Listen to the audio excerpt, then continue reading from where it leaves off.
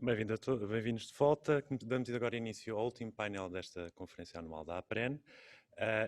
Este painel será moderado pelo nosso CEO, Pedro Amaral Jorge, e terminará com o keynote speech do professor António Cortes e Silva. Passo agora a palavra ao Pedro Amaral Jorge. Obrigado, Diogo. Boa tarde a todos. Cá estamos nós novamente para encerrar este dia e meio de trabalho.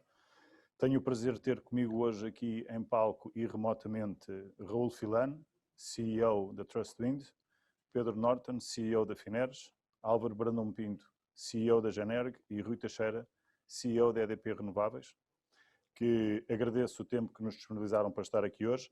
Eu vou aqui apenas informar que entendemos que o Rui Teixeira tem uma limitação de horário de ter que sair às 17h30, portanto vamos focar as primeiras perguntas nele e ouvir a opinião de todos. Eu começaria com a primeira pergunta: quais os principais e atuais riscos e futuros no investimento no setor renovável em Portugal e na Europa, e como é que vocês acham que eles podem ser mitigados? Eu começaria pelo Rui, a seguir o Álvaro, depois o Raul e por fim o Pedro. Rui. Muito obrigado, Pedro. Muito obrigado. Boa tarde a todos. Obrigado pelo convite. É um enorme prazer poder estar, ainda que remotamente, convosco e participar neste debate. Eu diria que os desafios em Portugal são, em geral, os mesmos desafios que vemos, em particular na Europa, noutros países da Europa. Acho que há alguns fatores que são relevantes. Primeiro que tudo é um perfil de risco daquilo que nós chamamos das receitas futuras. Este é um setor claramente capital intensivo, é um setor que continua a funcionar, o investimento em renováveis continua a funcionar em mercados que são mercados desenhados para tecnologias marginais, e portanto não é um tipo de tecnologia, as renováveis, que se adeque bem a estes mercados marginais, e por isso é fundamental ter uma perspectiva de futuro sobre qual é que é o perfil destas receitas, e daí a importância de termos contratos a longo prazo, sejam contratos PPAs que se estabeleçam, enfim, com contrapartes, seja Contract for Differences que resultem de leilões que sejam promovidos pelos governos, mas é fundamental ter esta perspectiva de longo prazo sobre o perfil das receitas, dada a natureza do investimento e no fundo, os mercados onde hoje está inserido. Eu creio que esse é um dos riscos fundamentais, mas que é um risco que temos vindo a ser mitigado exatamente pela forma como os diferentes governos, em particular em Portugal, se têm montado esta nova vaga de crescimento de renováveis com base em leilões. Depois podemos discutir se o modelo dos leilões, tal como ele está desenhado, tem outro tipo de riscos, mas do ponto de vista do risco das receitas, eu creio que é um modelo fundamental, gera concorrência ex ante e permite essa visibilidade a longo prazo. Há um segundo que tem a ver com a ligação à rede, que cada vez mais é um ativo escasso, em Portugal não é diferente. Entendemos que realmente há aqui um esforço grande que tem que ser feito do ponto de vista de expansão da rede, crescimento da rede, seja de muito alta tensão, alta e média tensão, mas que no fundo permita efetivamente esta maior penetração na matriz energética das renováveis, e portanto é fundamental perceber bem como é que é feito esse acesso à rede, e claramente entendemos que hoje isso é um dos fatores que pode limitar em geral o crescimento das renováveis. Há um terceiro que tem a ver com todo o próprio processo de licenciamento, e eu diria até que na Europa isso é algo que tem vindo a ser identificado como uma das principais barreiras ao crescimento rápido de renováveis. São processos ainda assim bastante longos e que podem ser, do ponto de vista administrativo, simplificados. Portanto, acho que é um exercício, acho que é fundamental esse exercício, e também no que diz respeito a Portugal. E um último, para não me estender mais, mas que não deixa de ser, por isso, menos importante, que é o conceito de estabilidade regulatória e, no fundo, enquanto investidores, enquanto promotores e obviamente querendo ser participantes naquilo que é o potencial de crescimento de renováveis, é óbvio que é fundamental ter uma perspectiva sobre estabilidade regulatória. Em qualquer negócio isso faz parte da natureza, há riscos que obviamente os promotores devem assumir, os investidores devem assumir, mas para um determinado contexto que também seja definido ex ante. E portanto a estabilidade desse contexto ao longo da vida dessas decisões de investimento é fundamental, enfim, só para justificar essa tomada de decisão no momento de investimento, mas acima de tudo porque influencia as novas tomadas de decisão e aquilo e o comportamento dos diferentes agentes. E, portanto, eu diria que estes são os 4 grandes riscos, grandes desafios que vemos do ponto de vista do setor e que aplicam em Portugal, e que, enfim, em Portugal ainda assim já se têm resolvido alguns deles. Álvaro, pedi-lhe agora o seu comentário relativamente a esta pergunta. O que é que para si são os principais riscos atuais e futuros no investimento do setor renovável e como é que acha que os pode mitigar? Boa tarde, Pedro. Eu queria começar por agradecer esta oportunidade de participar na conferência da APREN. Recordo que é a minha primeira participação num evento da associação e, portanto, esta inexperiência certificada em ser um participante ativo num evento da APREN, espero que não venha a defraudar as expectativas que justificaram o simpático convite feito pelo Pedro Amaral Jorge. Relativamente à questão que foi posta, e na linha daquilo que eu costumo fazer, tentei racionalizar ao máximo o conteúdo da pergunta e encontrar aqui uma lógica da resposta que vou dar. E a lógica que encontrei, embora se calhar não é politicamente correta, é basicamente a seguinte. O principal risco que eu vejo relativamente ao desenvolvimento dos projetos de renováveis tem a ver com a expectativa de retorno económico relativamente a estas operações de investimento, tendo em conta as mudanças significativas que se antecipam na forma como a eletricidade produzida vai ser comercializada. Se essa remuneração se vier a conseguir não pagar efetivamente todos os custos de produção de cada investimento, designadamente a rentabilidade do capital investido, e eu volto a sublinhar designadamente a rentabilidade do capital investido, isso acabará por pôr em causa a realização destas operações. Uma forma, se calhar, de evitar que estes regimes de remuneração ponham em causa o desenvolvimento destes projetos de renováveis, que são tão fundamentais, se calhar seria com a valorização do serviço ambiental que estes projetos efetivamente entregam, para além, obviamente, da componente energética, que normalmente é a única que até agora tem sido valorizada. Na realidade, estes projetos, para além da energia em forma de eletricidade que disponibilizam, entregam também um serviço ambiental que, neste momento, tem um valor cada vez mais elevado, tendo em conta a evolução das alterações climáticas. Ora, o desafio aqui, em minha opinião, tem a ver com a forma como nós podemos valorizar e comercializar este serviço ambiental, porque até agora, apesar de se reconhecer esse serviço, ele não tem sido praticamente pago aos projetos que o entregam. A razão por que isso acontece tem provavelmente a ver com a inexistência de mecanismos que estejam consensualizados entre todos para remunerar este serviço ambiental. E nesse sentido penso que seria se calhar importante explorar a possibilidade de valorizar e de comercializar os certificados de origem, que entretanto se tornaram obrigatórios em Portugal para toda a produção de eletricidade, porque me parece que é a ferramenta mais adequada para permitir que essa valorização se faça de forma global e também através das fronteiras.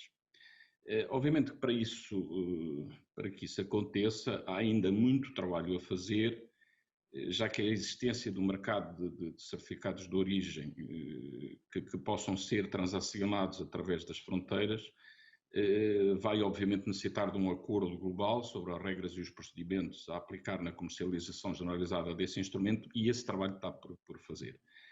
Mas enfim, eu diria que o principal risco que os projetos, para resumir aquilo que disse, que os projetos de renováveis enfrentam nesta altura é de facto a possibilidade de os custos de produção não virem a ser totalmente cobertos pela lógica de remuneração que vai ser implementada. E nessa medida eu acho que começar a valorizar de forma adequada o serviço ambiental que estes projetos prestam seria um caminho a explorar. Álvaro, muito obrigado pela intervenção. De facto, monetizar, como dizem os anglo-saxónicos, este serviço ambiental pode ser uma das formas de conseguir trazer a tal estabilidade de fluxos de caixa que vai permitir a bancabilidade de tudo isto. Apesar de ainda estarmos numa fase de arranque deste aumento de potência, todos nós sabemos que a bancabilidade destes projetos é um fator absolutamente crucial e se as condições não estiverem verificadas e os mecanismos de estabilidade, de remuneração e de suporte para que isto possa acontecer não se verificarem, efetivamente isto vai ter alguma dificuldade em ser implementado. Raul, passava-te a palavra, se faz favor. Vou começar um bocadinho com o meu colega Álvaro Brandão Pinto para pedir desculpa pela minha experiência e também pelos erros que vou fazer em português, de certeza. Agora, acho que concordo claramente com os riscos que foram identificados até agora. O risco das receitas e dos preços do mercado são claramente um risco que, de forma patente e óbvia, durante os leilões não são avaliados da mesma forma por todos os jogadores. Pois. Por isso, quem no fim terá razão, iremos ver. Agora, os riscos para os primeiros podem ser uma oportunidade para os próximos, vamos ver. Mas é claramente um risco. Houve alguns anos muitas discussões à volta de uma reestruturação do mercado para sair do mercado marginalista e adotar outras abordagens. Parece uma discussão que não está a avançar muito, mas provavelmente que nos próximos anos vai ser uma discussão que vai ficar em cima da mesa. Concordo também com o problema do licenciamento. É um procedimento bastante longo. Apesar das autoridades a tentar fazer o máximo para simplificar, e preciso de reconhecer os esforços que foram feitos, a disponibilidade até das autoridades, que demonstram bastante abertura para dialogar e esclarecer e tentar resolver os problemas, mas fica um processo difícil. Agora, na minha opinião, há claramente, e especialmente nesta altura, um risco ligado à fiscalidade. Não só com a saída de Sines do sistema, que estava a contribuir de forma significativa a bastante contribuições fiscais, mas também o risco de aumento do custo da tarifa social, considerando a evolução da situação do país, económica e normal. Mas, portanto, isso tudo está claramente a trazer um risco significativo do lado da fiscalidade. E ali seria necessário, como foi já dito, ter a visibilidade maior do que possível e tentar encontrar uma reestruturação da fiscalidade como que existe agora, de forma sustentável e especialmente para as renováveis. Agora, queria sequer mencionar mais um risco que foi muito visível com a intervenção da Presidente da Câmara de Nisa. Acho que é um exemplo que vai provavelmente ter outros ecos no futuro, que é de facto a aceitação local dos projetos. Uhum. E acho que não podemos fechar os olhos sobre o assunto. Temos uma pegada, é claro. É legítimo das comunidades locais ter alguma contrapartida do impacto que temos. Agora, provavelmente que as comunidades foram muito mal acostumadas. De facto, com períodos de tarifa garantidas, os promotores tinham a capacidade de compensar as comunidades locais. Esse paradigma está a mudar completamente. Vamos para um mercado e com preços bastante mais baixos, é óbvio, especialmente agora com a crise, os preços no mercado foram a baixar por níveis que de facto não permitem ter um contributo local muito significativo. E ali também vamos ter que encontrar uma solução razoável, onde as comunidades locais estão a beneficiar dos projetos, parece-me legítimo, mas de forma equilibrada. E o último ponto que teria é, obviamente, o problema da rede e da intermitência das renováveis. Foram bastante intervenções, até ainda hoje de manhã, a falar de soluções do lado da rede, do lado das tecnologias renováveis. O armazenagem, onde foram passos muito significativos que foram feitos com o último leilão. Agora, não podemos esquecer que estamos a falar de capacidades relativamente limitadas e que, para relembrar o que o professor Pesce Lopes estava a dizer, um dos desafios não é só o intraday, mas também o intersazonal. E ali, fui a ouvir falar do hidrogênio. A armazenagem do hidrogênio tem um custo bastante elevado. Por isso, ainda mais se estamos a falar de armazenagem intrasazonal. Mas são outras soluções, claramente, e a Transição Energia está a tentar encontrar soluções que permitem encontrar este tipo de problemáticas com soluções renováveis. Ora, eu diria Obrigado, Raul. Pedro. Bem, boa tarde a todos. Antes de mais, isto ficar para o último, ficamos com... É difícil ser original, mas pelo menos Mas vou podes tentar... sempre reforçar e não ser original, é a nota de reforço. Não, tentar pelo menos reforçar dois riscos que me parecem os principais de todos os que foram aqui já mencionados. O tema do enquadramento regulatório é evidente. E aqui vale a pena só dizer aquilo que devia ser óbvio, quer dizer, é absolutamente imperativo que nós mantenhamos neste setor um enquadramento regulatório estável e de preferência em linha com as políticas da União Europeia, porque as decisões de investimento são, além de pesadas, normalmente com critérios de rentabilidade de muito longo prazo, e, portanto, é essencial que as regras de jogo sejam não só transparentes e claras, mas, sobretudo, estáveis. Portanto, eu acho que nós temos que começar neste setor a despolitizar um bocadinho a política de energia. É um bocadinho... a política de energia tem que ser uma política de ciclos longos, não se compadece com os ciclos em que nós normalmente funcionamos, que são ciclos de 12 meses. Cada vez que é um orçamento de Estado, estamos a discutir, estamos a criar regras novas para todos nós e a voltar a questionar as antigas. Devo dizer que quem olha para isto visto de fora, como são os meus acionistas, acha isto completamente incompreensível, que nós todos os anos, por altura do orçamento de Estado, andemos com o credo na boca porque alguém se lembrou de querer mudar as regras todas outra vez. E o mesmo se pode dizer, e não é menos importante, do setor financeiro, que também tem dificuldade em perceber esta permanente instabilidade. E reparem que isto que é um problema podia ser uma oportunidade, porque nós temos a sorte de ter um país com o recurso que temos, quer eólico, quer solar. Se apresentássemos como vantagem competitiva também uma estabilidade regulatória que nos diferenciasse muito, desde logo aqui dos nossos vizinhos espanhóis, mais razão teríamos para ser um mercado muito, muito competitivo e atraente.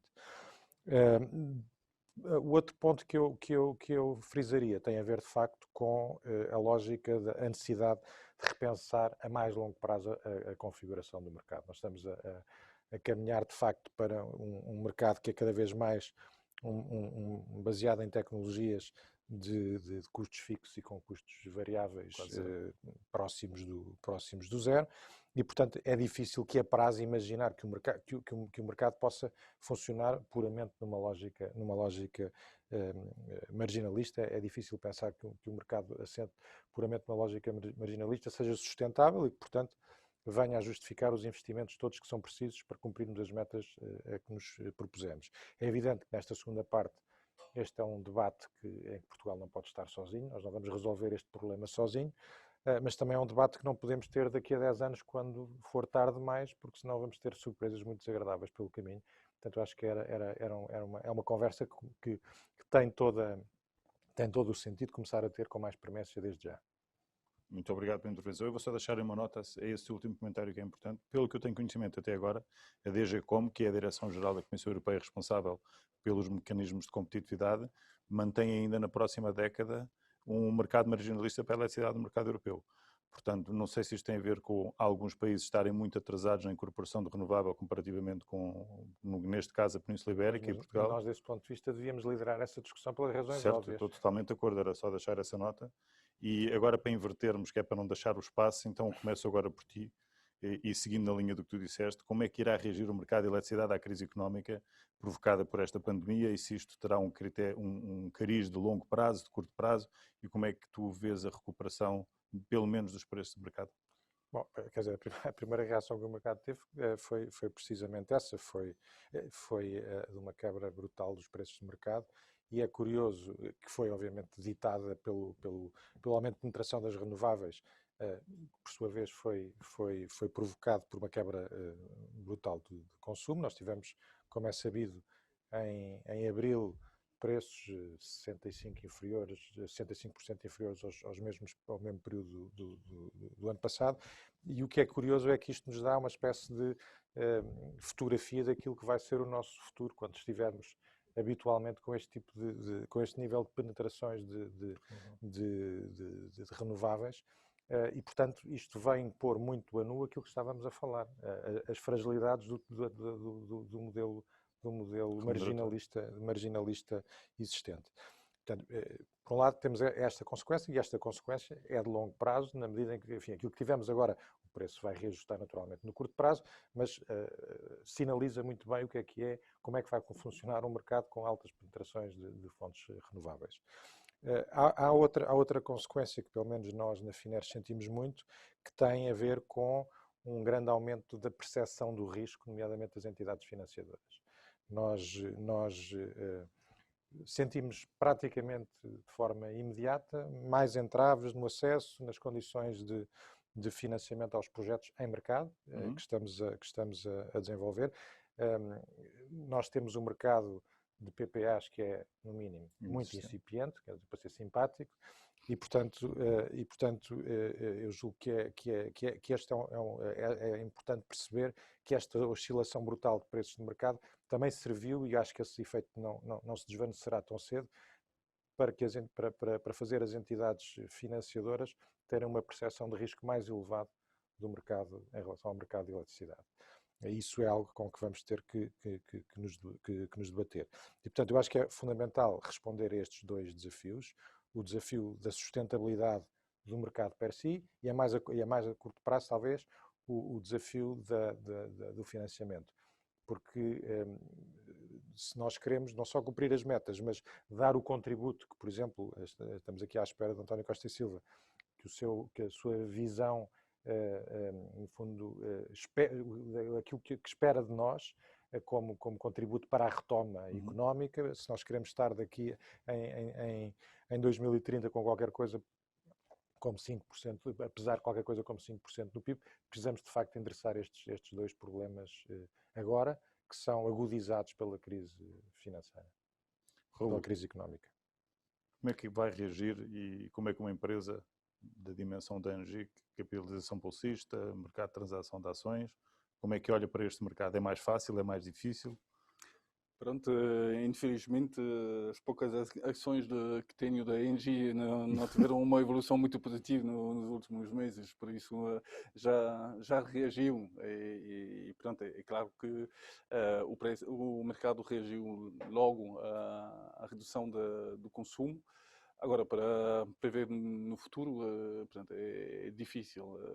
É de facto mais saber como que a crise vai evoluir, do lado do Covid, mas também do lado económico, e portanto, não sou provavelmente a melhor pessoa para falar disso. O que eu iria só dizer é que, claramente, como o custo marginal das renováveis está quase nulo, esses ativos vão ficar, não têm interesse em sair.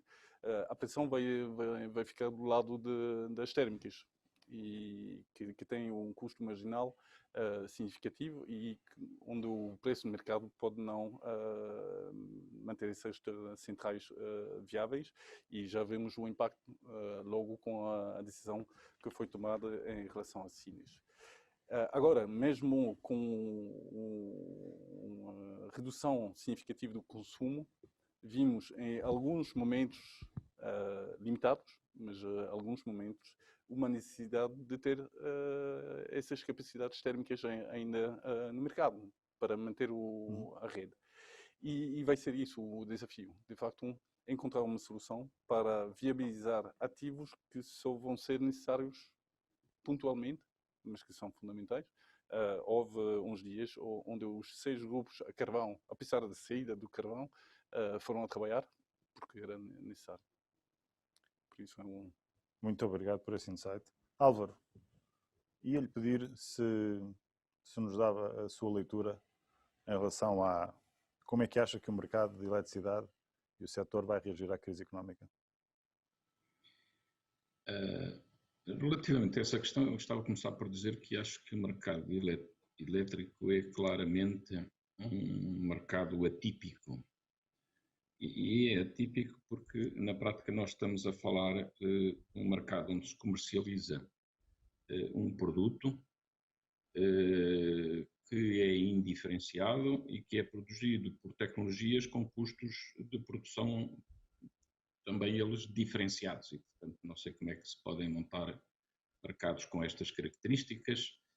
Por outro lado, também quando ouço falar em mercado marginalista, eu entendo que ele só é possível num cenário em que temos potência instalada, em que a maior parte dela, se não está remunerada para poder fazer recuperar algum rendimento, tem que funcionar com base em preços marginalistas, mas se nós estivermos a pensar num setor que mais tarde precisa de investimento, com algum volume, com alguma importância, não é com critérios de remuneração marginalista que esses investimentos se vão fazer.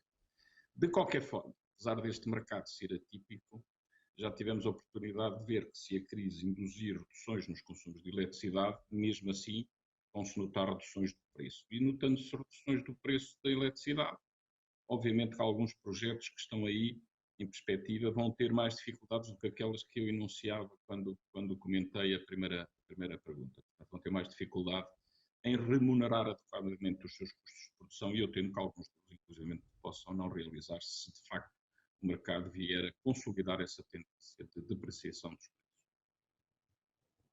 Muito obrigado. Rui, um comentário final relativamente a esta questão, por favor. Certo. Obrigado, Pedro. Vamos ver, assim, é óbvio que os mercados corrigiram em função daquilo que foi a evolução do preço de combustíveis no mercado e a própria procura. E, portanto, corrigiram em baixa logo em abril, março-abril. Entretanto, recuperaram. Hoje olhamos para os OTCs, os forwards, para 2021, enfim, e já recuperaram para níveis, eu diria, mais normais. Ainda assim, isto mostra duas coisas. Mostra que, primeiro que tudo, esta volatilidade, que era algo que se calhar não era tão bem percebida no passado, é uma realidade. E, portanto, isto influencia a tomada de decisão nestes investimentos, como já aqui falámos todos, de capital intensivo e com o custo marginal zero. Acima de tudo, do ponto de vista de evolução para o futuro, é óbvio que vai depender da recuperação económica, mas também é verdade que se os preços de eletricidade não recuperarem até um nível que estávamos a observar em 2019, e é possível que isso não aconteça, também é verdade que isso acaba por promover um maior consumo, principalmente uma maior oportunidade de eletrificação em setores que atualmente não estejam ainda eletrificados e onde essa oportunidade existe. E, portanto, isto só para dizer que, enfim, se nós acreditarmos que a recuperação económica pode ser lenta e se acreditarmos que os preços de eletricidade podem não evoluir para os níveis que estávamos a observar pré-Covid, eu ainda assim esperaria que uma parte da redução da procura fosse compensada por alguma nova eletrificação, que, como sabemos, eu acho que é fundamental do ponto de vista de evolução a longo prazo. Porque acho que hoje em dia há um sentimento, ou pelo menos algum consenso, não diria 100%, mas algum consenso, que a descarbonização terá que ser feita, por um lado, por eletrificação de economia, por outro lado, por penetração de renováveis. Portanto, ainda assim, os cenários com que trabalhamos mostram que essa redução de preço pode ainda assim ser parcialmente compensada por uma maior eletrificação, o que naturalmente é positivo a prazo para o nosso setor, para as renováveis em particular. Eu iria passar para a próxima questão, que tem a ver com aqui como é que a crise económica e este enquadramento onde nós estamos de recessão e expectativa de recuperação vai afetar os projetos renováveis em curso, ainda na fase de desenvolvimento, e também como é que pode afetar a sua bancabilidade. Não só aquilo que nós já falámos do desenho de mercado, mas também como é que esta crise e a redução dos preços de mercado pode afetar. Ia começar, Raul, por ti, ia passar ao Rui e depois ao Pedro e por fim ao Álvaro, se faz favor. Sim, de certeza.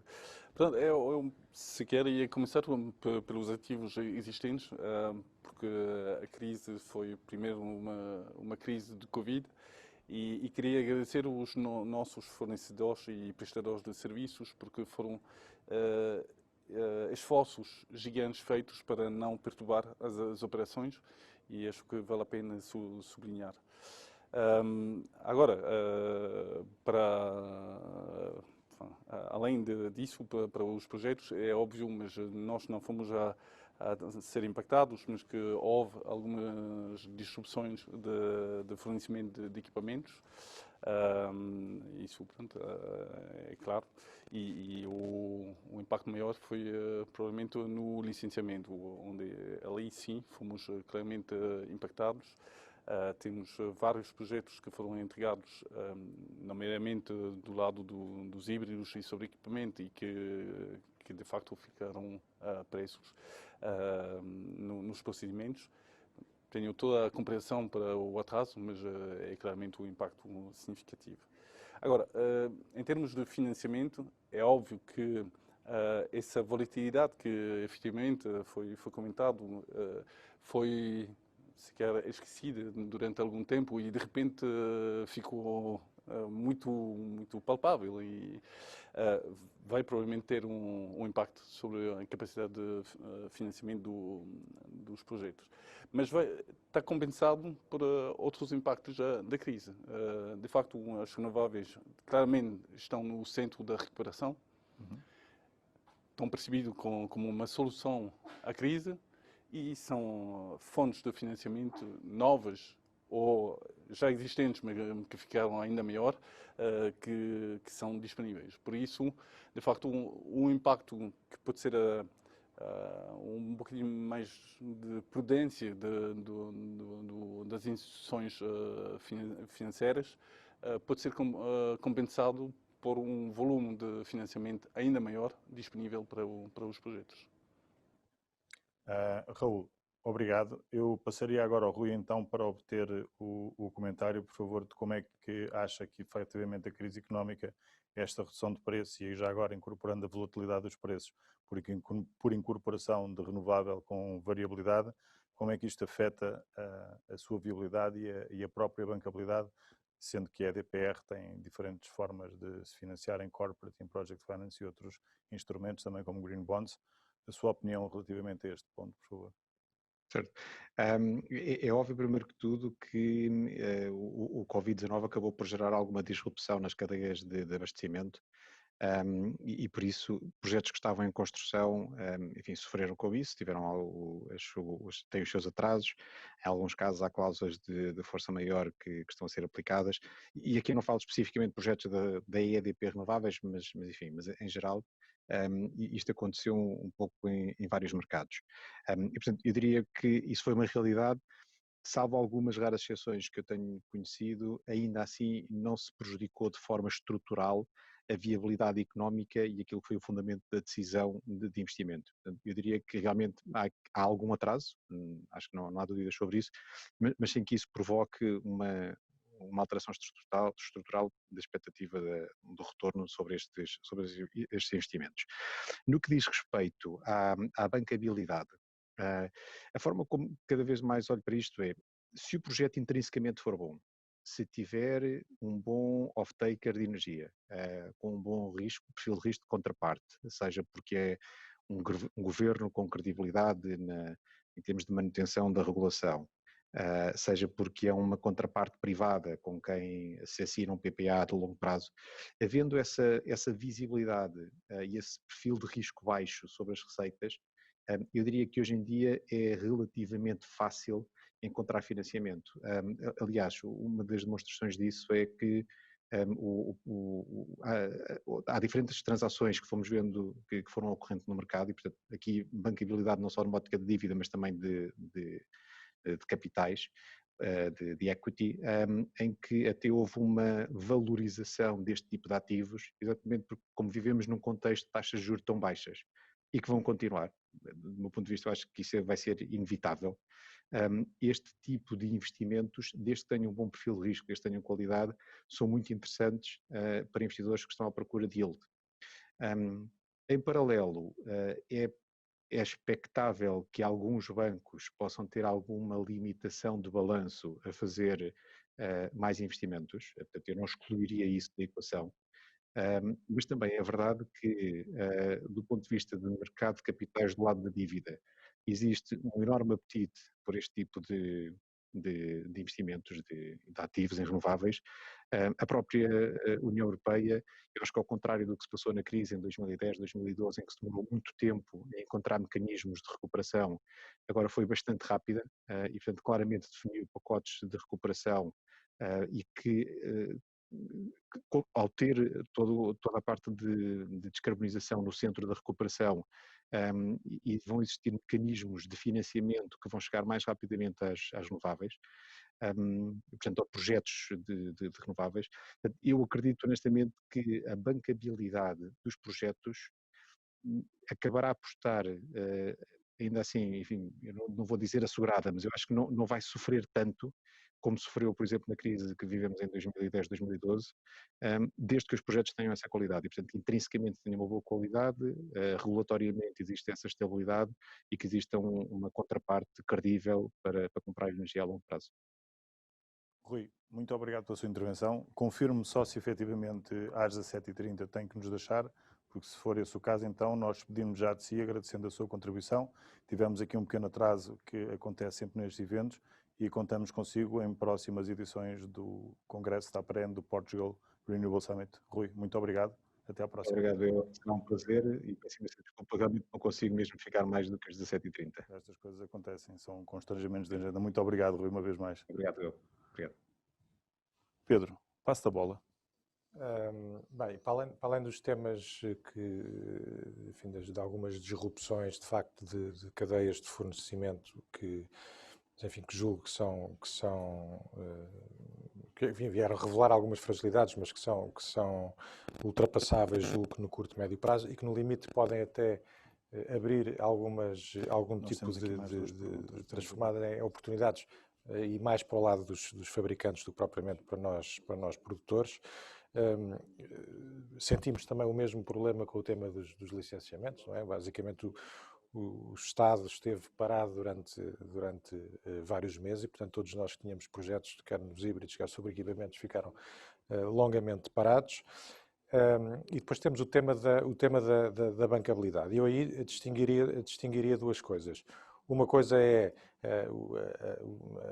digamos, a bancabilidade, a capacidade de financiamento de projetos que ainda vivem ao abrigo de remunerações reguladas e aí, enfim, partilho um bocadinho a opinião do Rui, não é tanto por aí que há problema. O que mudou foi a percepção de risco em relação aos projetos em mercado. Isso mudou. Mudou quer porque se percebeu, não tanto porque aqui o principal mudança não é tanto o efeito no curto e médio prazo nos preços, é mesmo a percepção de risco que mudou para o lado dos financiadores. E isso, portanto, precisa de ser encarado. O tema do financiamento, nós não vivemos sem financiadores, ou seja, eu como produtor, como investidor, tenho bastante claro na minha cabeça que o mercado caminha no sentido do fim das tarifas e vive bem com isso e tranquilo com isso e acho que é um caminho inexorável. mas eu continuo a precisar de recorrer a financiamento. E aquilo que sinto é que os financiadores são mais conservadores até do que os investidores. E, portanto, não gostam de olhar para um mercado muito volátil e, sobretudo, um mercado que, a longo prazo, é insustentável porque funciona numa base marginalista. E, portanto, vamos ter que encontrar aqui soluções mais de curto prazo e que podem passar, se não por tarifas, porque eu compreendo que nós não podemos continuar a onerar o sistema, mas, por exemplo, por modelos de cap and floor, em que a grande parte do risco fique do lado dos promotores e que não onera o sistema, mas que ainda assim dê um mínimo de garantia aos financiadores que tornem possível fechar a equação. E precisamos de pensar, e repito-me, na reforma do mercado a mais longo prazo para dar um mínimo de visibilidade, e essa reforma do mercado pode passar por algum tipo de facto, de remuneração de capacidade. Pedro, obrigado. Antes de passar ao Álvaro, só queria deixar aqui uma nota. Eu estou aqui num papel misto de moderador, mas vou-me permitir a dar um comentário. Muitas das vezes nós temos a noção que são os promotores per si do lado do equity, os chamados capitais próprios, que têm uma necessidade intrínseca de ter tarifas fixas ou mecanismos de suporte, mas na realidade não é assim. O sistema financeiro, quando faz alocação de dívida, tem um dever fiduciário para com os seus depositantes e procura ter um mínimo de variabilidade naquilo que é a recuperação dos seus fluxos de caixa aplicados aos projetos. E muito destes mecanismos de suporte são sempre definidos pela banca, por forma a que permita que a dívida seja alocada aos projetos.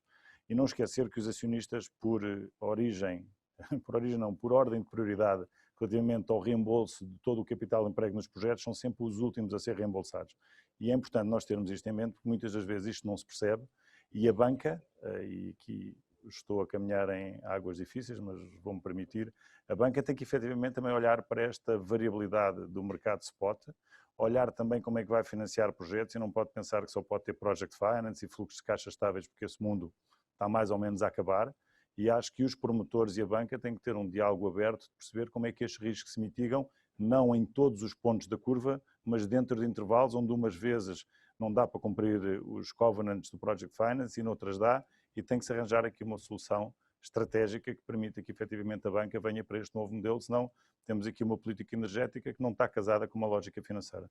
Álvaro, depois de eu me permitir este comentário, por favor. Sim, senhora. Bom, sem querer repetir o que já foi dito relativamente aos riscos sobre a viabilidade destes projetos em ambiente de crise, gostava mesmo assim de subscrever aquilo que foi mencionado relativamente a algumas disrupções que aconteceram em fornecimentos de projetos que estão em fase de investimento, mas dizendo também que não acho que estejam ou que tenham sido de facto situações estruturalmente penalizantes deste negócio. Já relativamente à bancabilidade, aquilo que eu gostaria de dizer é que, de facto, e tal como o Pedro ainda agora estava a referir, uma das condições mais importantes para se poder obter um financiamento para qualquer projeto tem a ver com a estabilidade do nível de cobertura dos custos por parte das receitas ao longo da maturidade do financiamento que se está a negociar. Isto é, diria, a condição de base para negociar e obter o financiamento e se assim é, portanto, é fácil concluir que nós deveríamos ter lógicas de remuneração da energia vendida nestes projetos que configurem quadros de estabilidade e de longevidade para poder responder a esse critério. Ora, como nós já referimos anteriormente, a crise económica pode induzir aqui alguma degradação destes mecanismos de remuneração dos projetos e por essa via, digamos, complicar aqui a obtenção desta estabilidade e longevidade da cobertura dos custos por parte das receitas. E nessa medida, eu acho que é possível prever dificuldades acrescidas na obtenção de financiamento se de facto estes efeitos da crise vierem a notar-se desta forma. Álvaro, muito obrigado. Vamos fazer aqui agora a apresentação do professor Costa Silva, que nós lhe pedimos por estar presente e que agradecemos desde já, e voltaremos ao debate a seguir à sua exposição dentro de uns 10, 15 minutos. Muito obrigado, até já. Professor. Sim. Muito obrigado. Queria agradecer ao engenheiro Pedro Amaral Jorge o convite para estar aqui. Peço desculpa por ter chegado atrasado, mas estava num evento no Casino Estoril que se estendeu demasiado. Eu iria tentar abordar a questão, o impacto da pandemia no sistema energético mundial. Eu penso que a pandemia se desafiou muitos dos paradigmas na energia absolutamente vital, porque pôs o mundo a funcionar ao contrário. Lembra muitas vezes das minhas discussões nas companhias de petróleo e gás, em que desenvolvi a minha carreira e, portanto, tentava sensibilizar sempre os meus pares para a necessidade da indústria petrolífera se posicionar, diversificar a sua aposta energética, apostar mais no gás, que é o mais limpo dos combustíveis fósseis, e, paralelamente, investir nas energias renováveis e estar na frente de batalha pela transição energética. E a resposta invariável é isso, não vamos fazer isso já, isso vai demorar o seu tempo porque a procura mundial de petróleo continua a subir. E se olharmos de facto para os últimos 30 anos, a procura mundial de petróleo, exceto em 2 anos, subiu sempre. E portanto isso paralisou muita da ação da indústria contra aquilo que eu felizmente propugnava e penso que tinha razão. O que é que a pandemia veio revelar? Uma queda brutal no consumo mundial de petróleo e gás, portanto cerca de 30% a 40%. Em março deste ano, os preços do petróleo transacionaram em valores negativos no mercado de futuros de Nova Iorque e o sistema energético mundial está virado de pernas para o ar. O murro no estômago relaciona-se com a ExxonMobil, que foi sempre uma das estrelas da companhia.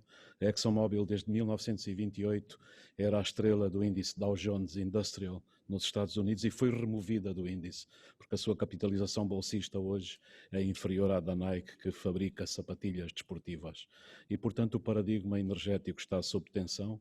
Eu penso que estamos a falar já não de uma transição energética, mas de um choque energético, e eu penso que esse choque é benéfico para o futuro e, sobretudo, para o futuro do planeta. Nós não podemos ignorar que estamos a viver uma crise sanitária que degenerou já numa crise económica e social profunda, mas isso é a ponta do iceberg. Embaixo do iceberg temos a ameaça climática, com tudo aquilo que se está a passar nos oceanos, onde deixamos, nos últimos 30 anos, só na camada superficial do oceano, se depositasse energia que é equivalente a 1000 milhões de vezes a energia que foi deflagrada pelas bombas atómicas de Nagasaki e de Hiroshima. O Polo Norte, nos últimos 30 anos, deixamos que cerca de 2 milhões de quilómetros quadrados de gelo fossem pura e simplesmente derretido, fosse pura e simplesmente derretido e desaparecesse.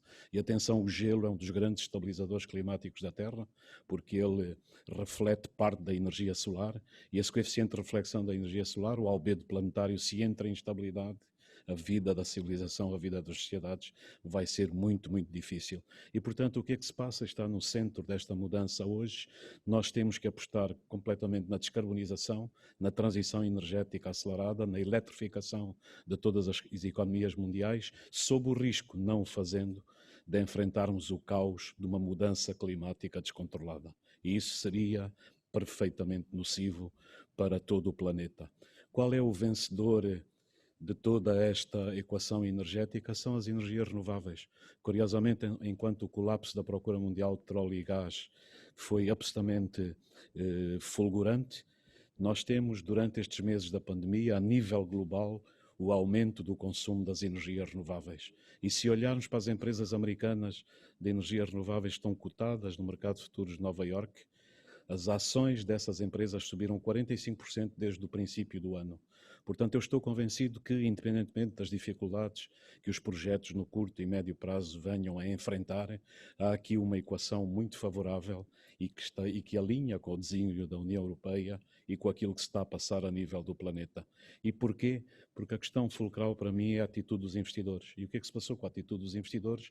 Os investidores estão a deixar uma das meninas dos olhos, portanto as companhias que investiam em combustíveis fósseis, e estão a virar-se para as energias renováveis, porque já sabem que esse vai ser o futuro. Se nós não fizermos isso, não vai haver economia, não vai haver sociedade, vai haver o caos da transição climática descontrolada.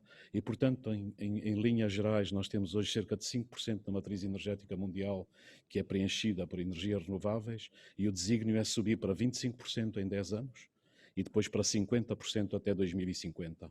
E o que é que isto exige? Investimentos colossais, da ordem dos 750 mil milhões de dólares por ano, 3 vezes mais todo o investimento que nós temos hoje.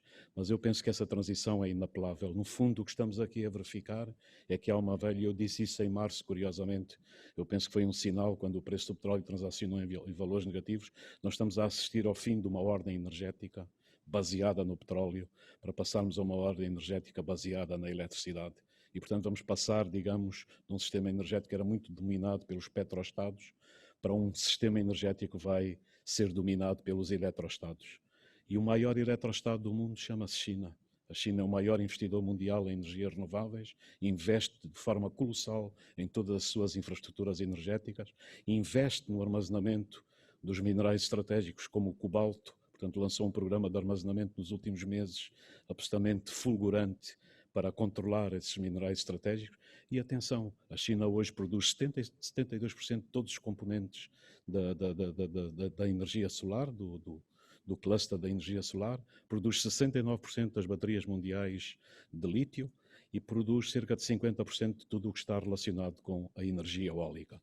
E, portanto, esta mudança de ordem vai ter influências geopolíticas brutais. Estou muito contente com aquilo que a União Europeia tem feito em termos do programa e dos 760 mil milhões de euros, ter dito claramente que 30% é para a transição energética e para a luta contra as ameaças climáticas, e eu penso que nós temos aqui um quadro global que é relativamente favorável.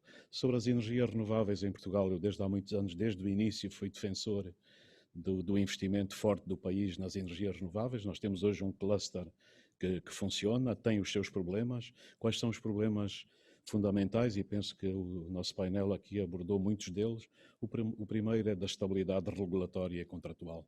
Nós não podemos desenvolver e consolidar um cluster se deixarmos que as negociações do orçamento sejam sujeitas a medidas avulsas que penalizam, mudam o quadro regulatório. Isso é extremamente negativo.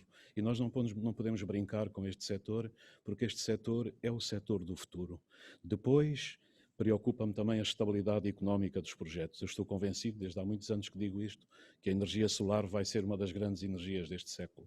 Pela simples razão de que em cada dia que passa recebemos do Sol 8.000 vezes mais energia do que toda aquela que o planeta consome.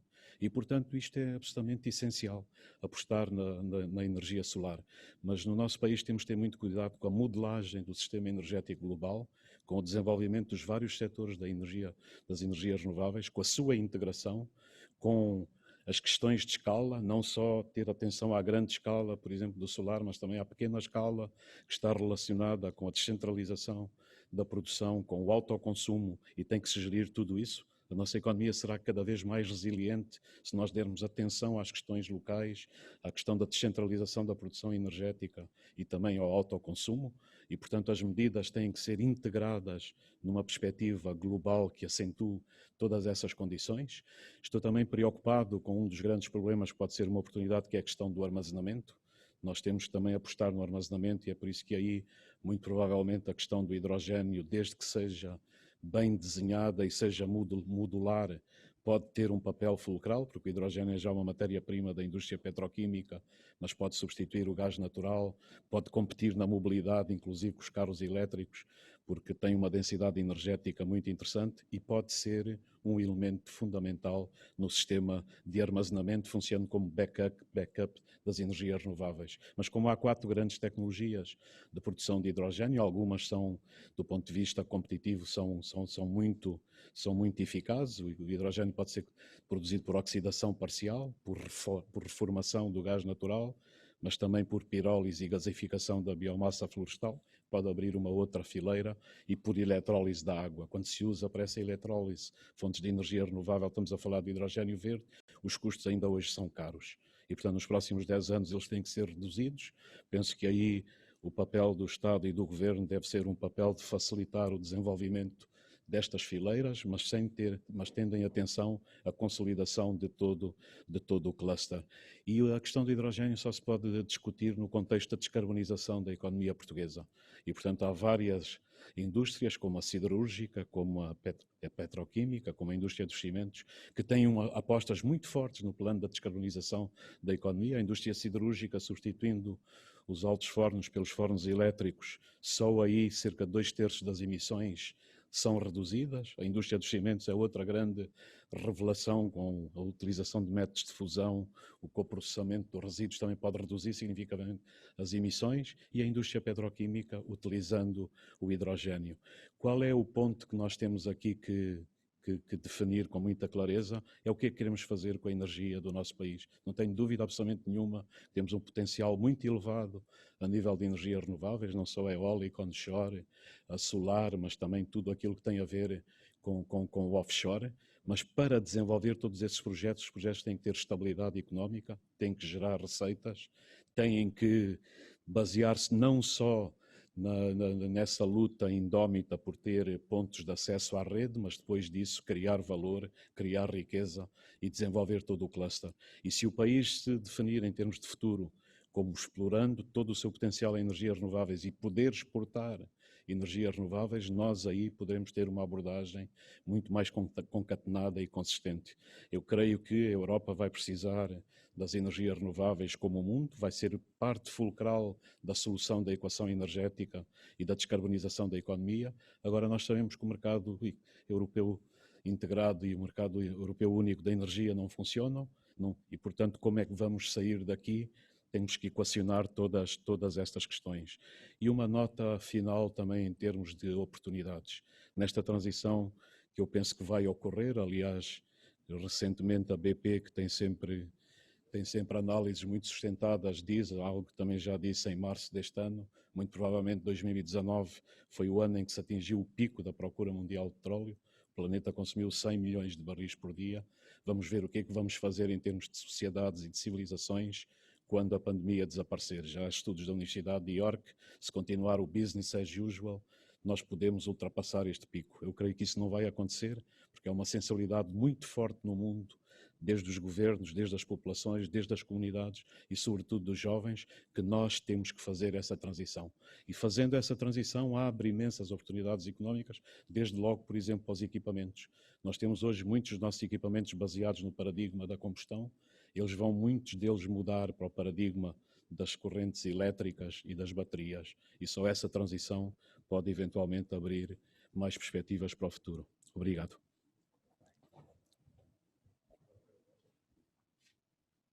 Terminamos aqui.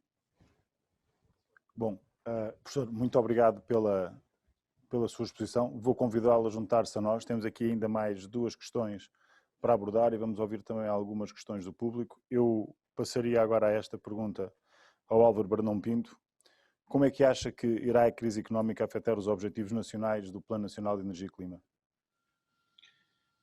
Bem, eu creio que, como no espaço europeu, o plano de recuperação para combater esta crise económica tem um dos seus pilares exatamente no objetivo de combater as alterações climáticas e por causa disso foram alocadas verbas substanciais à persecução deste objetivo. Eu acho que esta crise pode inclusivamente potenciar de forma significativa as ações necessárias para uma transição energética com mais renováveis e mais sustentabilidade ambiental. Para além disso, e tal como já foi referido, inclusivamente numa intervenção do Rui,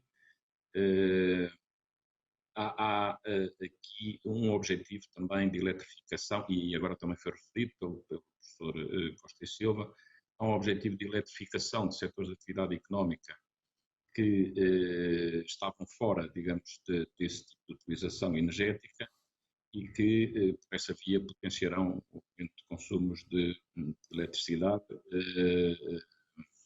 obviamente produzida com recursos renováveis, porque é esse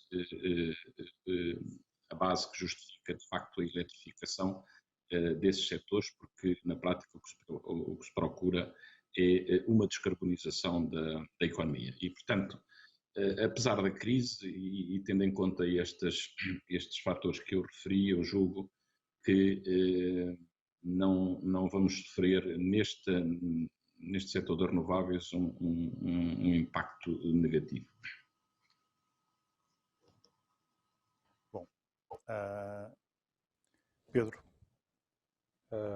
Bem, enfim, o primeiro efeito imediato da crise, como se sabe, enfim, sendo o mundo ainda muito dependente de combustíveis fósseis, portanto, normalmente há uma correlação positiva entre as crises e as depressões económicas e as emissões de dióxido de carbono. O problema coloca-se na fase de recuperação e saber como é que vamos reagir. E normalmente acontece o contrário, ou tem acontecido historicamente o contrário. Mas eu tendo também a estar relativamente otimista em relação àquilo que possa acontecer para a frente.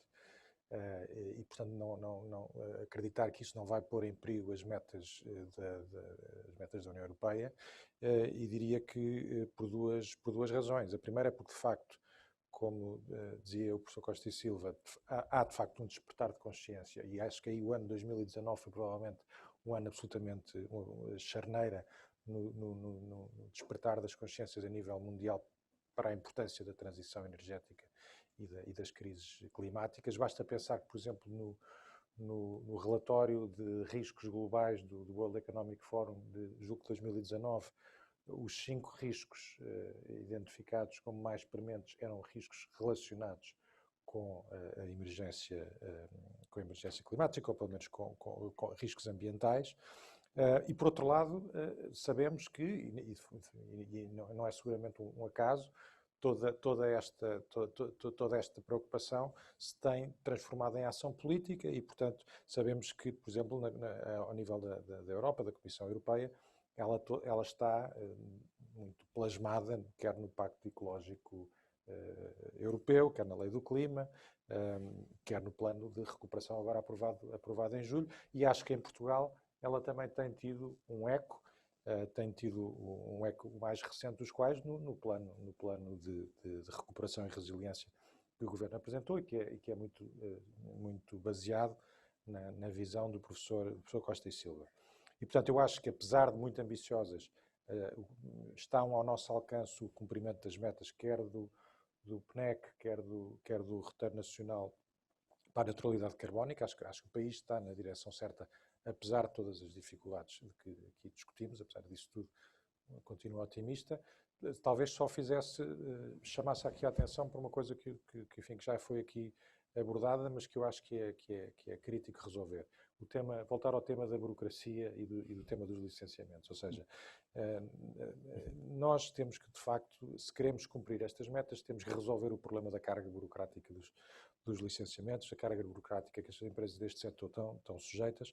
Acho que temos aqui uma oportunidade que é o plano de transição digital do Governo, mas também não vale a pena ter ilusões, ou seja, não vale a pena transformar a burocracia analógica em burocracia digital. É preciso mesmo mudar profundamente os processos e a forma de funcionar do Estado, e acho mesmo que esse custo de contexto, se conseguirmos resolver esse custo de contexto, que é pesado, que é de facto complicado, acho que temos todas as condições de cumprir as metas. Pedro, muito obrigado. Eu vou só deixar uma nota que é: não vamos trocar a burocracia do formulário pela burocracia do clique no rato e passar imenso tempo com as quebras de que a internet não funciona e os sistemas não correm. E, bom, Raul, os teus comentários. Vou ser muito breve. Acho que a resposta também está bastante clara, tanto do lado do governo e das autoridades nacionais, como do lado dos promotores. Basta olhar para os leilões solares e o que aconteceu com a demonstração de interesse no IPCEI. De facto, e o governo e os promotores respondem sem medo. Ainda bem, avançamos, mas acho que a crise não vai ter qualquer impacto nessa ambição. Na implementação, portanto, já falámos disso, é óbvio que no processo de licenciamento houve atraso, nos processos provavelmente de elaboração do enquadramento regulatório. Se haver mais uma onda, espero que não, poderia ter algum atraso na implementação. Em termos de ambição.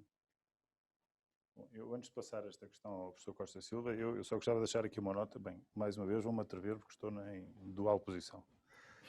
O que eu acho que nós temos que ter a noção é a diferença entre a formulação de chegar às metas e o plano de implementação para chegar às metas. E, portanto, há aqui um conjunto de condições necessárias que têm que ser verificadas, e esta questão do licenciamento é absolutamente clara. A APREN fez já um primeiro passo de um trabalho com a APA e com a DGEG e com a Secretaria de Estado para tentar simplificar, e chegamos à condição que a simplificação está muito longe dos 2 anos da diretiva comunitária que é sugerida na RED 2. Portanto, efetivamente, a formulação de que estamos a chegar às metas, todos nós entendemos que é possível, falta a parte da implementação. Professor, acha que a crise económica vai afetar as metas do PNEC?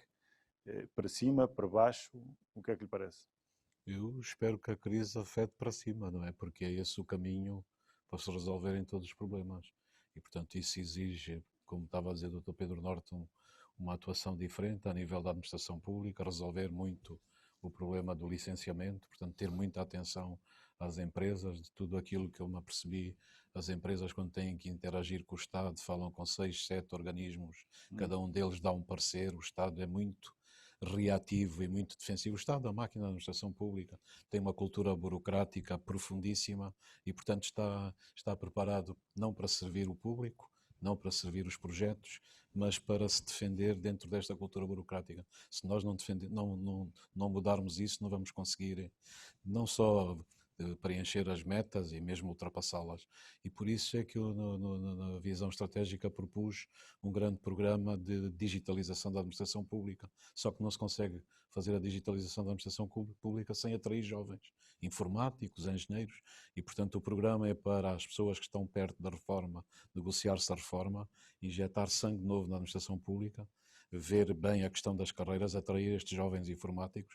E repara, a administração, só os dados que a administração pública tem, por exemplo, os dados na área da energia, se tratar estes dados, se os integrar, se tiver um modelo global, se depois as decisões forem apoiadas na ciência de dados, na análise da informação, na transformação da informação em conhecimento, nós vamos ter uma administração completamente diferente.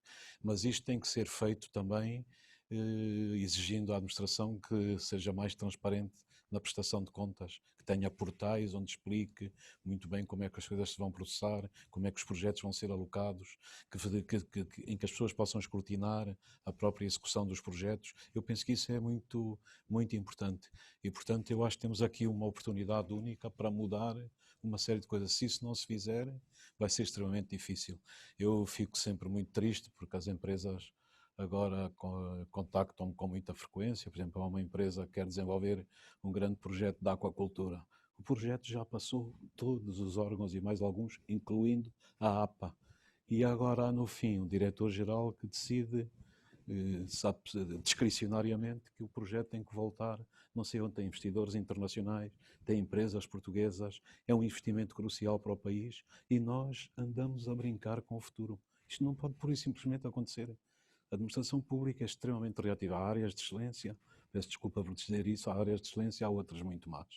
E basicamente as pessoas estão desmotivadas, estão completamente desajustadas em relação àquilo que deve ser uma administração pública, é trabalhar para os cidadãos, trabalhar para o país, não se refugiar só nos seus vários pareceres. Em cima disso tudo, o Código de Revisão Administrativa que foi feito em 2015 já prevê uma figura muito clara. Quando há 4, 5, 6 departamentos de administração que têm que ser consultados, tem que haver uma conferência deliberativa. Não é cada um fazer um parecer e sentar-se à sombra da bananeira à espera que os anos passem e que o projeto não avance. Não é assim que o país vai desenvolver e vai apostar no futuro. E, portanto, tem que haver uma conferência deliberativa com responsabilidade, as pessoas assumirem a decisão e haver esta interação. E se a administração pública for também mais transparente, prestar mais contas e estiver mais próxima das empresas e dos cidadãos, nós provavelmente vamos mudar tudo aquilo que se verifica. Mas manter como está, insistir no business as usual, vamos bater com a cabeça na parede. Isso eu não tenho dúvida absolutamente nenhuma. E não é só na energia, é em todas as outras áreas. E, portanto, é muito importante haver esta mudança de mentalidade. E, para mim, só injetando sangue novo na administração e mobilizando os jovens. Os jovens, por exemplo, a ciência de dados. A ciência de dados hoje é extraordinária. É uma das áreas que os cientistas de dados vão ter um futuro, como os programadores. E nós, para fazer a digitalização, precisamos destas áreas. Se lhes dermos condições, muito provavelmente a máquina vai começar a mudar. E é isso que às vezes vejo pouca atenção para o fazer. Professor, muito obrigado. Eu já escrevi em sede própria que eu acho que nós temos que começar por mudar os processos, mudar os processadores, mudar as competências, arranjar sistemas de informação e monitorizar isto de forma integrada, porque isto vai requerer uma arquitetura distinta para lidar com o problema. Nós tínhamos uma capacidade de fazer X unidades, 50, agora temos 500 para fazer, os processadores são os mesmos, as pessoas são menos e, portanto, acho que andamos aqui em ilusão e temos que efetivamente como dizem os brasileiros, cair na real e perceber que temos que mudar os processadores, os processos, as competências necessárias e os sistemas de informação para isto funcionar. Vamos para a última questão antes das questões do público e vou começar por ti, Raul. Que mudanças legislativas e fiscais é que tu antevês que o setor da energia renovável possa vir a sofrer?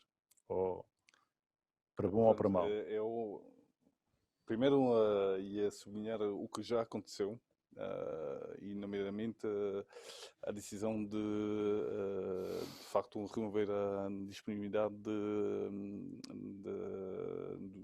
da tarifa para o sobreequipamento. Isso já aconteceu, percebo o racional atrás. Agora, isso pode ter um impacto significativo do lado das eólicas. Fui ouvir na conferência ou no painel anterior que isso era o caminho para as eólicas. Sem tarifa mínima, pode pôr em causa essa parte do desenvolvimento. Claramente, estamos preocupados com a proposta do Bloco de Esquerda relativa à extensão da tarifa.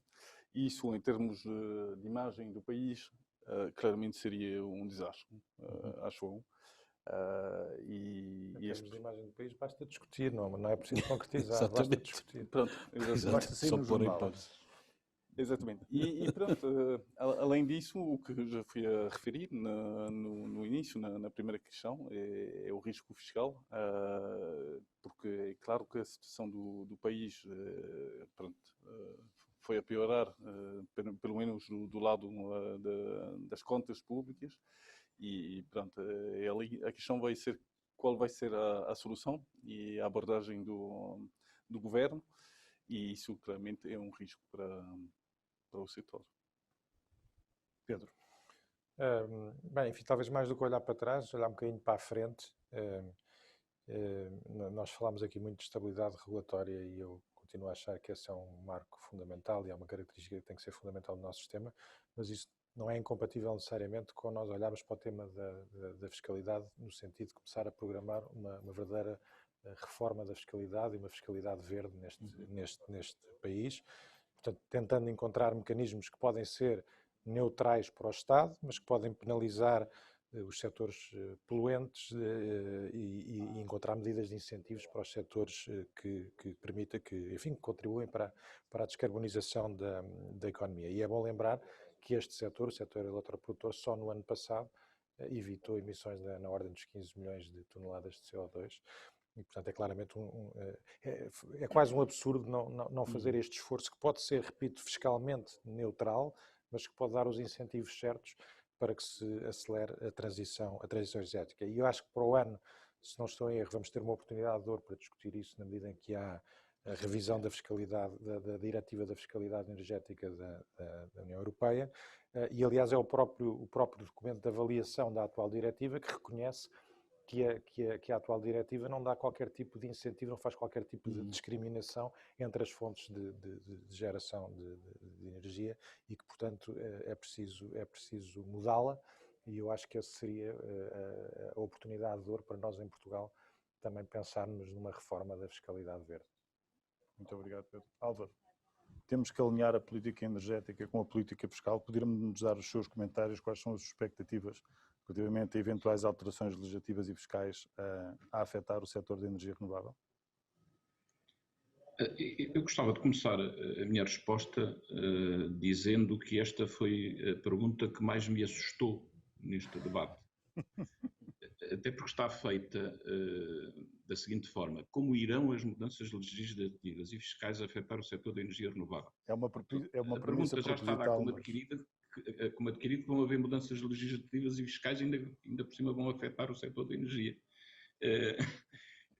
E como não se diz em que direção é que afetam, eu fiquei muito preocupado. Obviamente que também pensei que poderia ser no sentido de reduzirem a carga fiscal, mas mesmo aí eu continuava a ficar preocupado, porque se de facto fosse esse o sentido da mudança, na minha perspectiva isso só estava a antecipar uma nova subida dos impostos a propósito de uma mudança do Ministro das Finanças ou da posse do novo governo. Mas enfim, a parte deste comentário, aquilo que eu gostava de reforçar, e já foi aqui no painel, é que é fundamental para qualquer setor de atividade económica a estabilidade regulatória e fiscal. No setor das renováveis, isso ainda é mais importante porque este setor é um setor particularmente regulado, até porque é um setor estratégico para qualquer país. E, portanto, nós sermos confrontados com mudanças permanentes e injustificadas, quer do enquadramento legal, quer do enquadramento fiscal, é uma perturbação desnecessária para este setor. É para todos, mas em particular também para eles. Portanto, eu acho que nós devemos preservar, de facto, esta estabilidade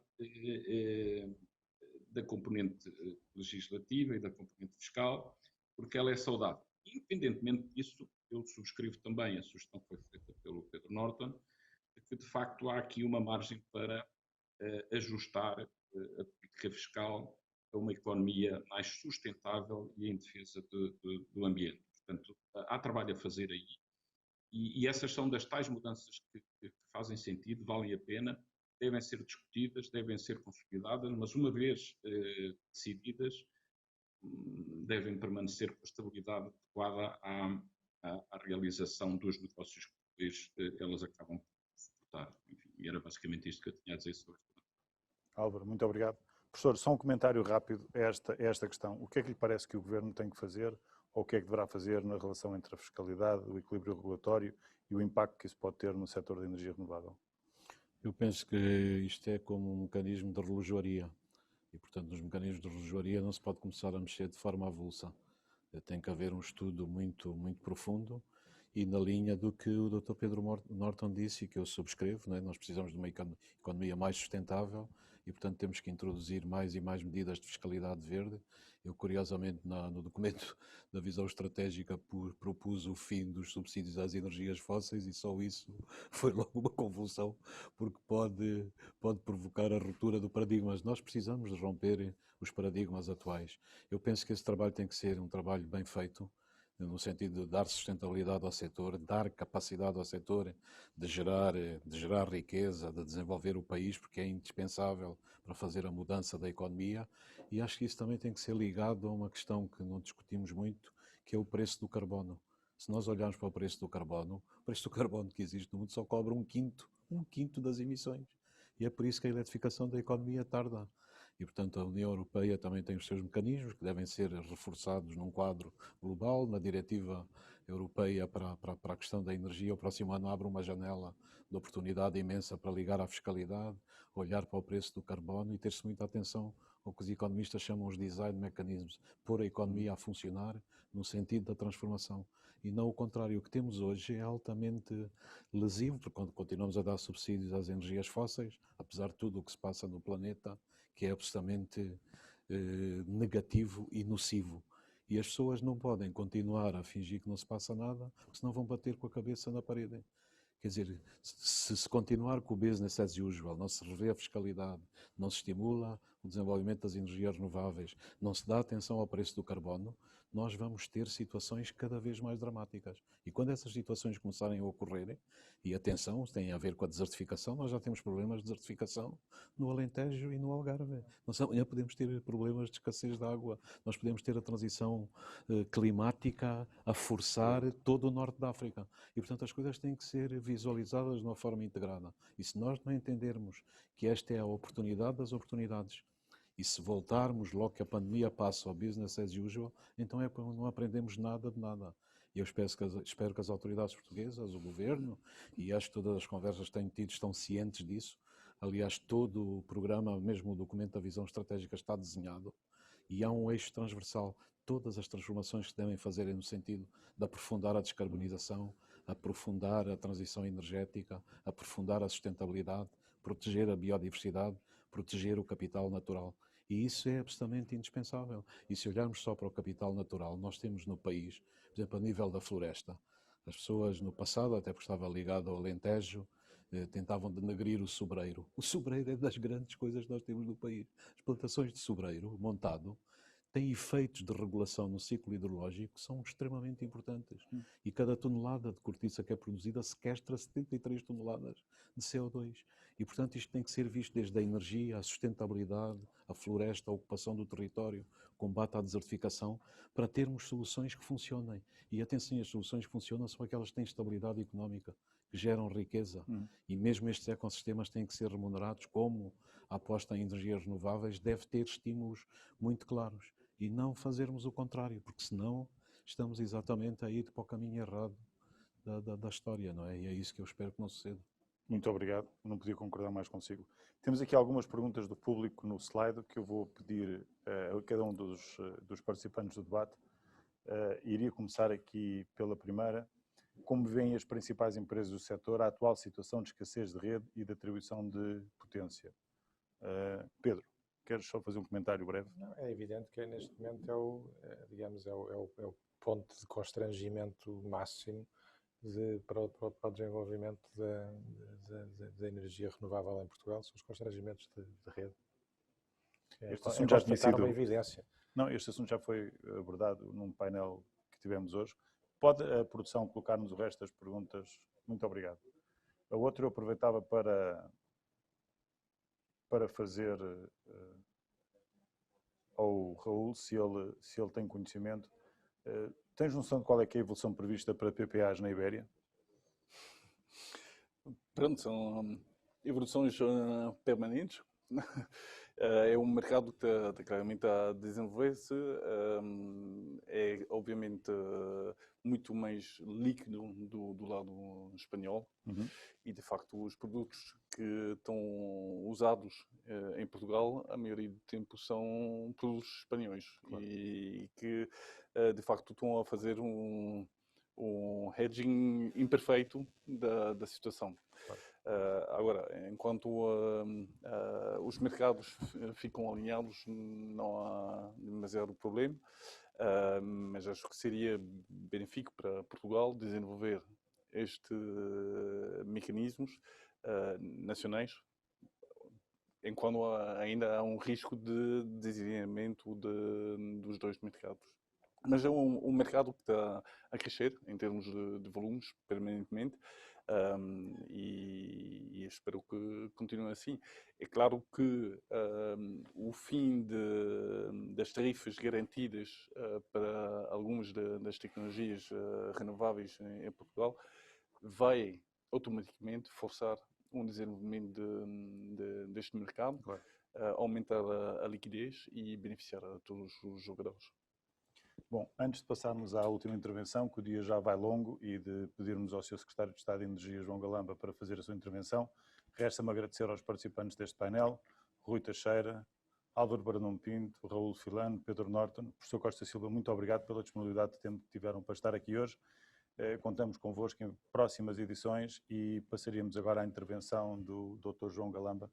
Se faz favor. João, muito obrigado pela presença. Pedi-lhe então que fizesse a sua intervenção. Então, boa tarde a todos. Obrigado, Pedro, e obrigado à APREN pelo convite para estar presente em mais um evento organizado pela APREN. Eu ia começar tentando responder a uma frase, a uma pergunta feita pelo professor Costa Silva, quando disse que é muito importante percebermos o que é que queremos da energia. Eu ia começar por aqui, porque Portugal tem a situação facilitada.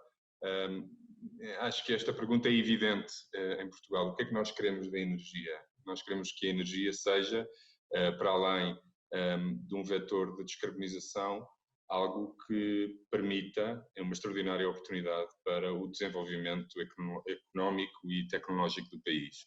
É isso que nós queremos da energia, transformá-la num vetor permita, de facto, o desenvolvimento económico e social do nosso país, e entendemos que temos todas as condições para o fazer. Temos todas as condições naturais. Portugal é, de facto, um país rico em recursos. Tradicionalmente, o sul da Europa era pobre em recursos energéticos e o norte rico. A emergência das renováveis e da descarbonização inverte esta situação. Isto tem, obviamente, fortes consequências geopolíticas, e até do funcionamento interno da União Europeia.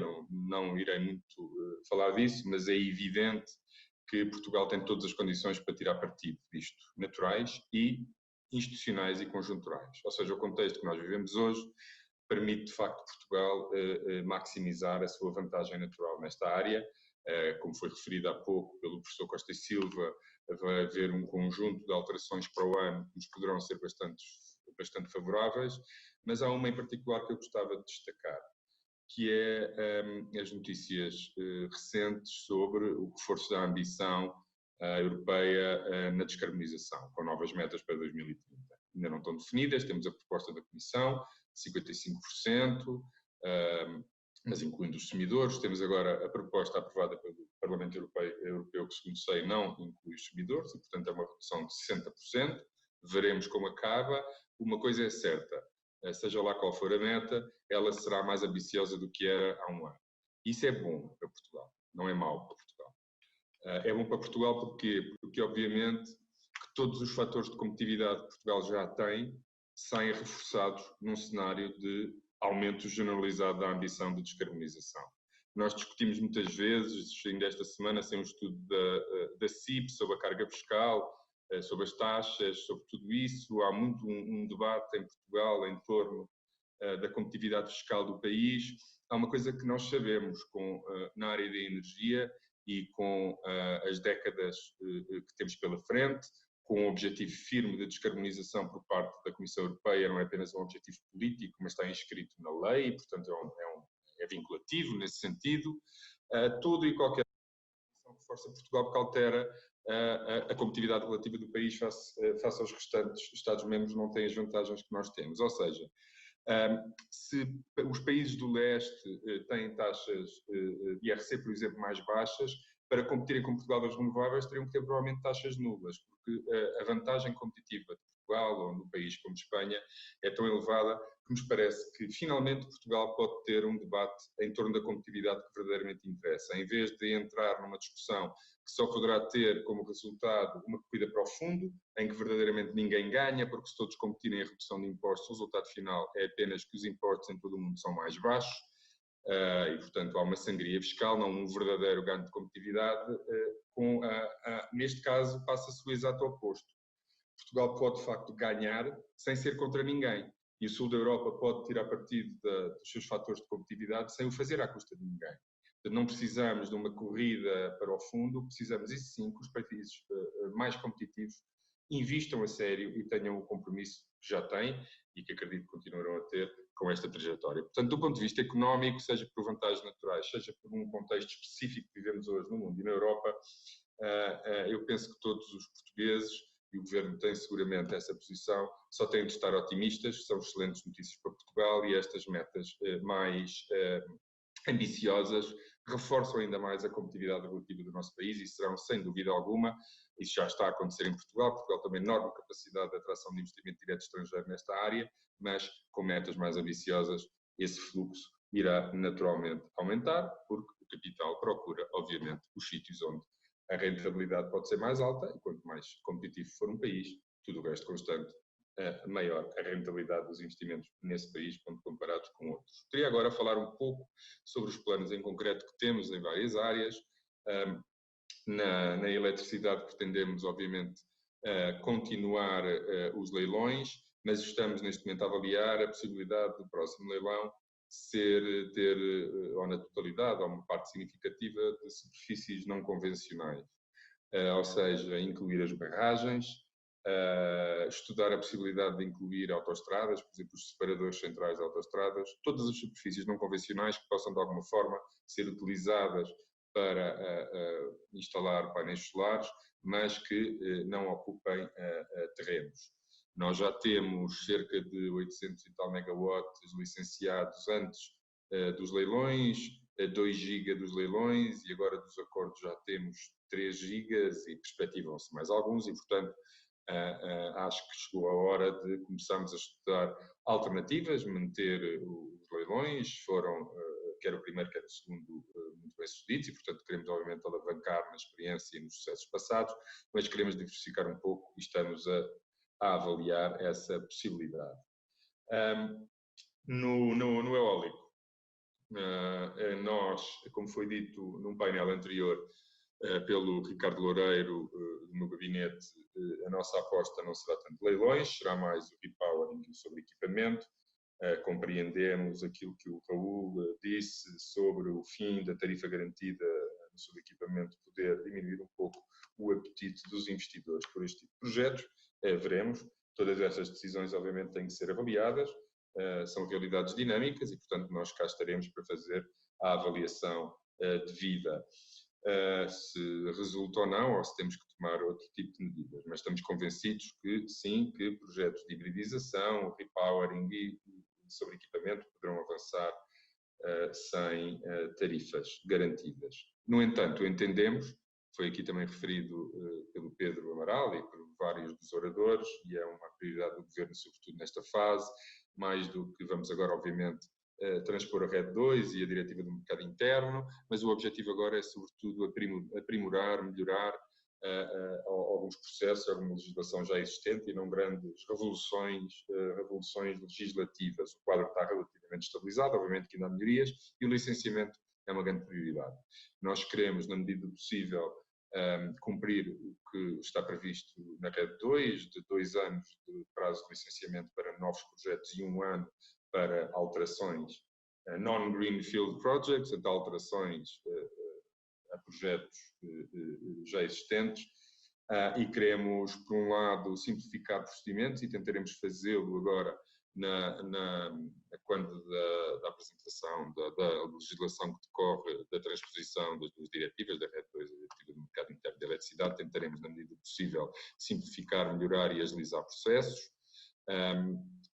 Isto terá um impacto seguramente muito importante no subequipamento do repowering, ou seja, queremos deixar bem claro que quando a área do projeto não aumenta, não deve haver lugar a estudos de impacto ambiental e o processo deve ser bastante simplificado e, portanto, nós queremos melhorar a rentabilidade dos projetos nesta área também para esta via, dando-lhes mais segurança do ponto de vista do licenciamento, maior agilidade, porque nós queremos mesmo, para além das condições naturais que temos, ser um país com condições institucionais e com uma estabilidade tal que seja, de facto, um destino de investimento nesta área, e este é um ativo que temos e é um ativo que queremos manter e melhorar. Queria falar um pouco também sobre a importância do reforço do quadro de pessoal da DGEG. Nós queremos que o ano de 2021, se é um ano de forte investimento nas renováveis e de reforço do compromisso do país com a descarbonização, entendemos ser essencial que a entidade licenciadora, a DGEG e já agora a APA, sejam reforçadas nos seus quadros de pessoal e sejam aliadas do investimento e, de facto, duas instituições capazes de responder aos desafios que o momento presente nos coloca. Estamos a trabalhar nesse sentido, vai haver propostas neste Orçamento de Estado no sentido de reforçar a capacidade de intervenção destas duas instituições. Temos perfeita consciência de que, face ao volume de investimento na área climática, e não só, mas o volume de investimento esperado na próxima década, que temos, de facto, de dotar as duas principais entidades licenciadoras, a APA e a DGEG, dos meios humanos e técnicos informáticos. Em informáticos é mais na DGEG, a APA já está mais informatizada, mas dar, de facto, capacidade de intervenção a essas duas entidades para que elas não sejam um bloqueio, mas sim mais um aliado e um reforço de capacidades que o país tem nesta área. Falar um pouco também do objetivo dos gases renováveis. É público a aposta do Governo nesta área. Entendemos que a inclusão, a aposta no hidrogênio verde aumenta o valor económico de cada euro investido em eletricidade renovável e, portanto, nesse sentido, até permite resolver alguns dos problemas de bancabilidade referidos há pouco, permite uma estabilização dos fluxos de rendimento de um determinado projeto, poder intervir em dois mercados, no mercado de eletricidade e de gases, e, portanto, olhamos para os gases renováveis e o hidrogênio não como concorrentes da eletrificação, mas como complementares à eletrificação, numa relação simbiótica. A eletrificação favorece os gases renováveis e os gases renováveis também aumentam o valor económico de investimentos em eletricidade e, portanto, o benefício é mútuo e, como é evidente, a eletrificação continua a ser a aposta primordial na descarbonização, mas a eletrificação não serve para tudo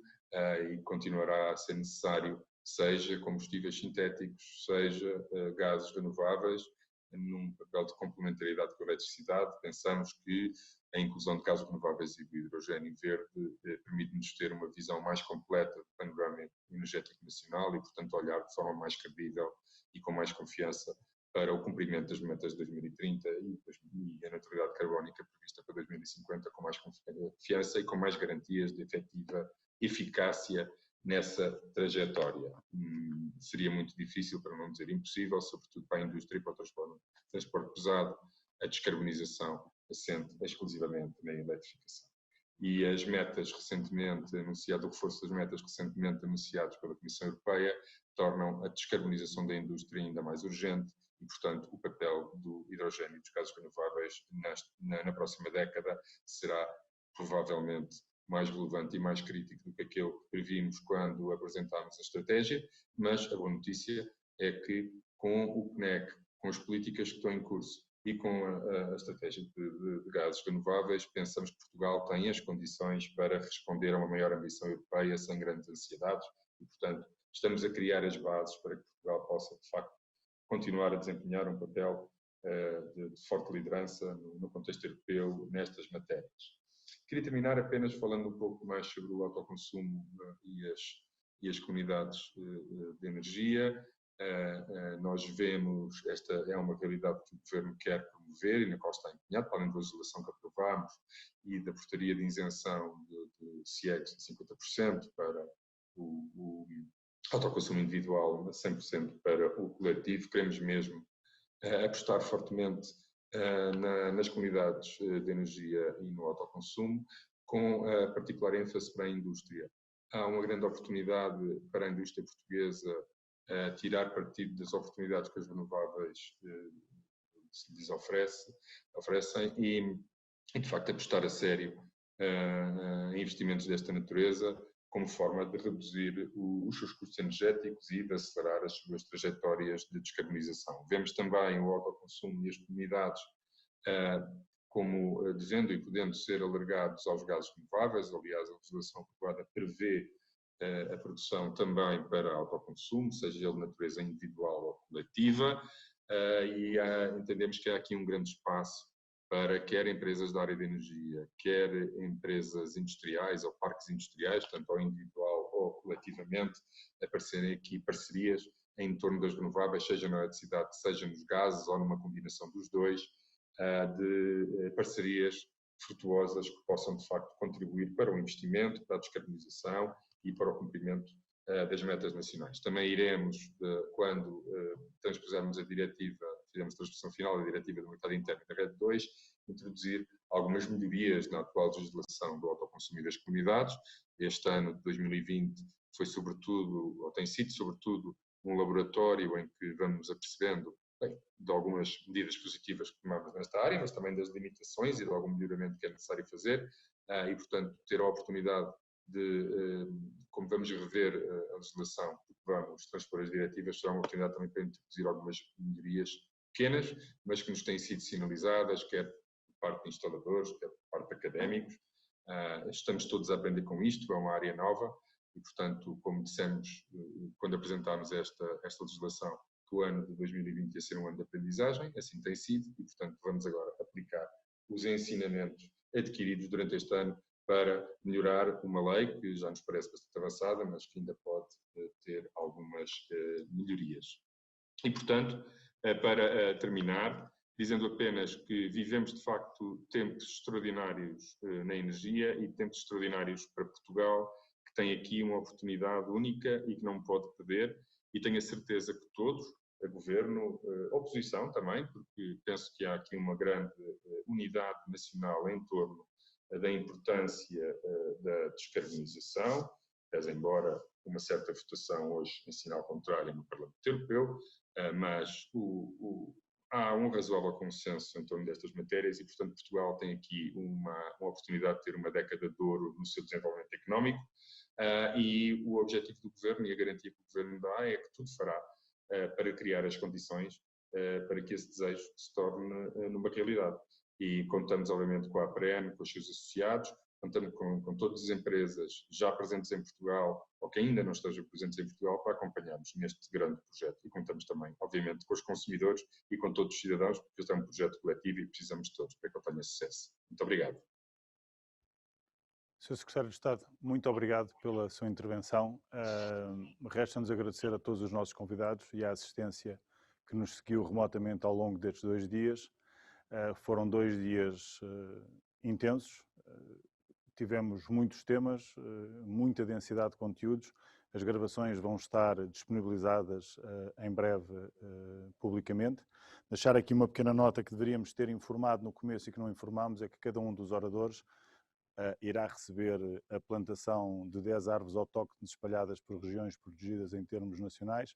Nós faremos essa plantação em nome dos mesmos, como uma contribuição adicional da proteção das espécies florestais e também contribuindo para a redução ou para o aumento da captura das emissões de CO2.